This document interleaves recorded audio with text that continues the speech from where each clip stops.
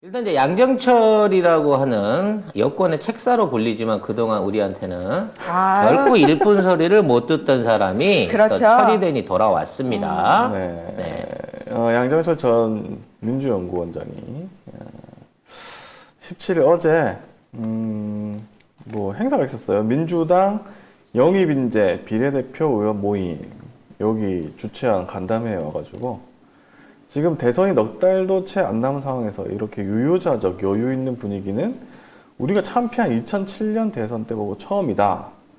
그리고 대선을 코앞에 두고 위기감이나 승리에 대한 절박감, 절실함이 안 느껴진다. 저쪽과 너무 대비된다. 이렇게 얘기를 한 거를 경향신문이 실었습니다. 물론 양정철이라고 하는 그동안의 그 문재인 정부 안에서 해왔던 행보에 대해서는 결코 좋아할 수 없습니다만 네. 지금 이 얘기만큼은 굉장히 적절한 지적이라고 생각을 합니다. 뭐 사실 말은 맞는 말인데 말은 맞는 말인데. 이분이 하니까 좀 그렇네. 그래, 그게 문제야. 이제 우리가 늘 의심의 눈초리를 봐서 그런데 네. 자 지금에 있는 상황이 지난번 그 탄핵 정국 이후의 선거하고는 좀 틀려요. 사실 그때 진짜 루즈했어. 당연히 이길 걸로 알았거든. 그랬는데 득표율은 정말 깜놀할 정도의 수준밖에 안 됐어요. 네, 맞아요. 원래 우리 지지자들 수준밖에 안 나온 거야. 그게 좀 저도 좀. 저쪽은 하나도 우리한테 넘어오지 않았어. 네. 탄핵 정국을 당해놓고도 탄핵을 정당하게 응용을 해놓고도 저쪽에 있는 골수분자들은 변하지 않았다는 거지. 다만 다행인 건 그 중도에 있던 사람들이 많이 안철수한테 넘어갔다는 거예요. 안철수라는 안전핀이 없었다고 치면 어쩔지 모르겠어요. 그럴 수 있죠. 그때 우리가 너무 루즈하게 생각했던 거예요. 근데 지금은 정반대예요. 루즈하게 생각해서는 안 돼. 그렇죠. 지금 안철수만한 저쪽에서 뭔가 지지율을 빼먹을 만한 스폰지도 없는 데다가 쟤들이 절박해요 지금. 무서운 삼촌 오면 죽는다라는 생각을 갖고 죽기 살기로 덤벼들고 있고 이번에 지들이 집권하면 니들 하나도 남김없이 민주당이라고 하는 당사를 불을 지르고 그 자리 위에 콘크리트를 덮어버리겠다라고 생각하고 있을 정도로 정말 악랄한 정치적인 복수를 할 가능성이 높은 대선이 되어가고 있습니다. 만에 하나 진다고 하면. 그렇죠. 그래서 지금 있는 이쪽 민주 진영을 지키고 있는 기득권자들 또는 행정이나 요직을 지키고 있는 사람은 위기감 가져야 돼요. 네가 수박이라고 저들이 같은 편이라고 봐주지 않아, 이제 쟤들은.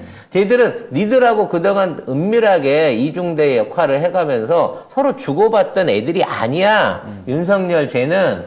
쟤는 지 스스로 지금 히틀러 같은 총통이 되려고 하는 애예요. 그럼 저런 인간들이 자리를 잡았을 때, 저 과거에 수박이었네. 그럼, 수박은 나중에도 수박 때 잘러라고 얘기하지. 수박이니까 살려주지 않는다니까?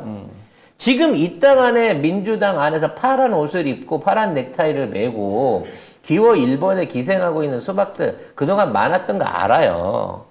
하지만 저쪽에 등장한 빌런은 니네들조차도 말살을 시켜버릴 빌런이라는 상황에서 이제 수박들도 각오를 다지고 열심히 해야 될 때입니다. 그렇죠. 내부 분란질하면 안 돼요.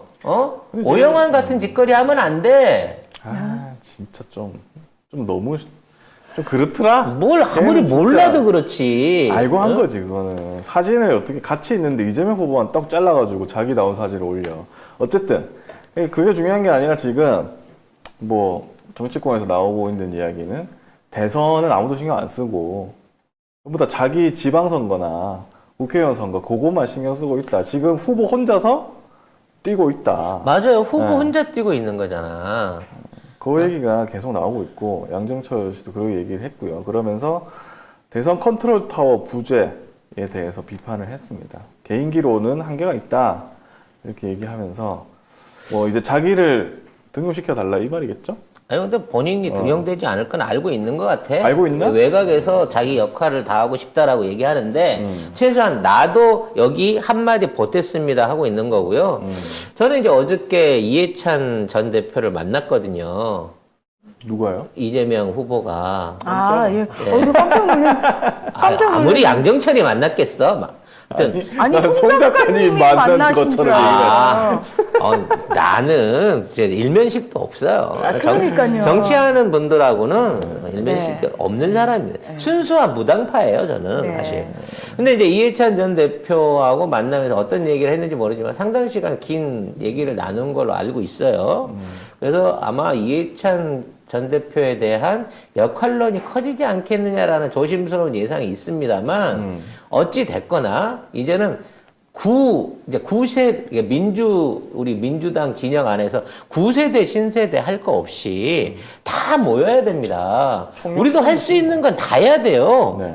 할 수 있는 거 다 해야죠. 아마겟돈이야, 이 정도 되면. 그래서 우리도 다 할 거예요. 우리가 언론이 돼야 된다라고 생각을 하기 때문에 이재명은 할 수 있다라는 해시태그 달기 운동부터 시작해갖고, 앞으로 이제 저희 방송에다가, 그걸 달 겁니다. 방송, 자막으로. 그리고, 아까 말씀드렸던 가짜 뉴스에 대한 즉각적인 반박을 낼 수 있는, 스팟 뉴스나 카드 뉴스에 대한 제작과 배포에도 힘을 쓸 거예요. 우리가 비록 숫자 얼마 안 된다고 하지만, 우리가 하는 만큼을 우리 애청자들이 듣고 한 번만 더 전파시켜 주셔도 이게 20만, 30만, 50만을 만들 수 있는 거고요. 대선에서 우리 편 50만만 더 추가로 확보해도 이깁니다. 50만 명 갖고 충분히 승부를 좌지우지할 수 있을 만큼을 우리도 만들 수 있어요. 그리고 우리가 스스로 그동안은 작은 언론이라고 스스로를 몸을 낮춰왔지만 그 작은 언론으로서 할 수 있다는 게 있고 열심히 하고 있다는 거를 반드시 대선 기간 안에 보여드릴 겁니다. 왜? 우리도 고발당해 있잖아. 우리도 윤석열이 등장하면 이 방송 전패가 어떻게 될지 몰라. 나도 절박해 지금. 네. 잘 봤습니다. 그 생각을 또 못했네. 네. 그러니까 니들은 너무 쉽게 생각하고 있어.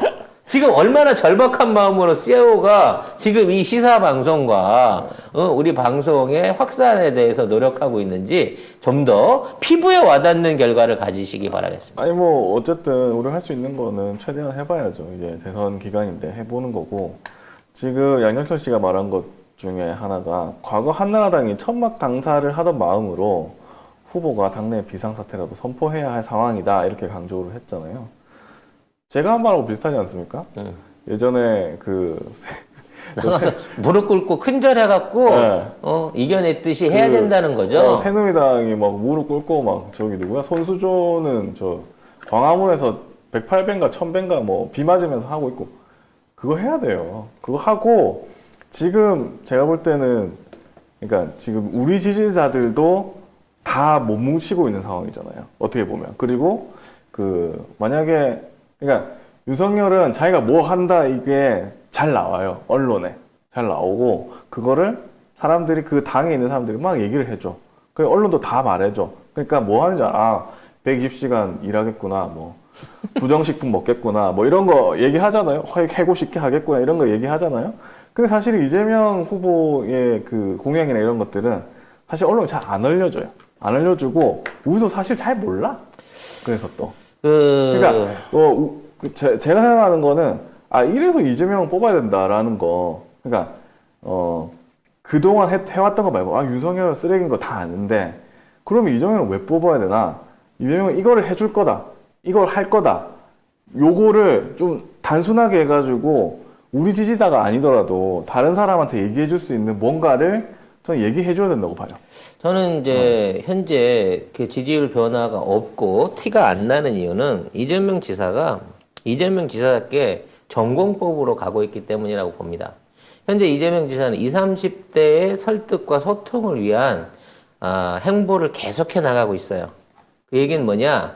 이게 보도에도 잘 안 나오지만 20, 30대가 이해하고 진정할 수 있는, 쉽게 말해서 집토끼를 잡으러 다니는 게 아니라 산토끼를 잡으러 나갔어요. 그만큼 어려운 작업을 하고 있는 겁니다. 하지만 20, 30대 산토끼를 잡아서 우리 편을 만들 수 있다면 2표의 효과가 있습니다. 단기간에 20, 30대의 지지층을 공략하는 거는 난 전략적으로는 좋은 거라고 봐요. 하지만 집토끼는 누가 단속해야 되냐는 얘기지. 산토끼 잡으러 몰이 나간 후보가 저 고생을 하고 있으면 집토끼는 당내 인사들과 민주당에 있는 기본 사람들이 다져줘서 집토끼는 유지만 시켜주면 되는 거야. 어디 가서 산을 뛰어다녀 잡아오라는 얘기 아니잖아. 지금 우리 안에 있는 토끼들한테 희망을 주고 먹이를 좀 주고 쓰다듬어 주고 이뻐해 주란 얘기야. 왜 그걸 못해? 그거 안 해도 그냥 저절로 크는 토끼 같아, 집토끼는? 응? 그런 면에서 이러한 영향력 있는 인사들이 좀 더 활동을 하고 당내에 있는 국회의원을 통하든 당내에 있는 사조직을 통하든 이러한 홍보 움직임을 빨리빨리 강화해야 된다는 거예요. 언론이 되어달라고 얘기하는 것 자체는 이제 기성 언론한테 기댈 수 있는 게 없기 때문입니다. 우리 스스로 그렇죠. 언론이 돼서 우리가 이재명의 가치와 민주정부의 가치를 알리고 스스로 다시 한번 자각해야 돼요. 근데 제가 생각하기에는 이제 언론이 돼달라는 얘기는 물론 후보 입장에서 답답하니까 우리한테 지지자들한테 요구를 한 거잖아요. 근데 지지자들은 알겠는데 이거 잘 모르는 사람들은 이거 좀 불편해할 수도 있을 것 같아. 내가 볼 때. 다행스럽게 지금 열린민주당하고의 통합을 본격적으로 논의한다는 뉴스가 속보로 나왔었습니다. 열린민주당 분들이 들어와서 당 안에 새로운 어떤 그 역할들, 새 바람을 일으켜주면서 뭔가 개혁적인 제도와 아니면 그 원내 활동에 있어서의 변화를 기대해 볼 수 있는 시점이 됐어요. 지금이야말로 통합이 필요한 시점이라고 적기라고 생각이 됩니다. 이분들한테 이재명 후보가 당무 우선권을 활용해갖고 충분히 활약할 수 있는 일을 보여준다고 하면 그동안 미적미적 하면서 눈치만 보던 서선이나 수박 의원들도 이제 뭔가 활동을 해야 되겠구나라는 위기의식을 갖지 않을까라는 생각을 해봅니다.